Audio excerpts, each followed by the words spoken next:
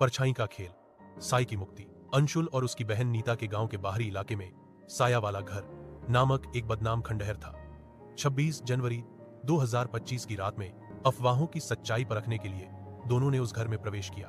अंदर का माहौल बेहद ठंडा और भयानक था। अचानक अंधेरे से एक विशाल काली परछाई उभरी और घर के दरवाजे अपने आप बंद हो गए। वह परछाई कोई साधारण भूत नहीं बल्कि एक प्राचीन साया था। जब घर की दीवारें एक भंवर की तरह बदलने लगी तो अंशुल ने चतुराई दिखाते हुए एक टूटे हुए आईने को परछाई के सामने कर दिया।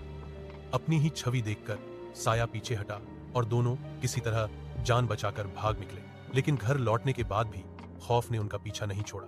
अंशुल को हर रात उसी घर के सपने आते, यह महसूस करते हुए कि कहानी अभी खत्म नहीं हुई है। अंशुल ने दोबारा उस घर जाने की हिम्मत जुटाई। छानबीन में उसे एक पुरानी किताब मिली जिससे पता चला कि सदियों पहले एक क्रूर रानी ने वहां एक निर्दोष व्यक्ति की बलि दी थी। वही भयावह आत्मा उस घर में कैद थी। जब वे तहखाने में पहुंचे तो परछाई फिर सामने आई, पर इस बार उसने हमला नहीं किया बल्कि भारी आवाज में कहा, तुम्हारी जिज्ञासा ने मुझे जगाया है, अब न्याय भी तुम्हें ही करना होगा।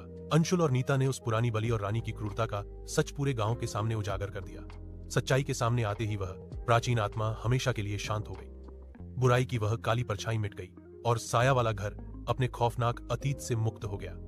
अंशुल और नीता ने सीखा कि कभी कभी डर को हराने के लिए सच्चाई ही सबसे बड़ा हथियार होती है।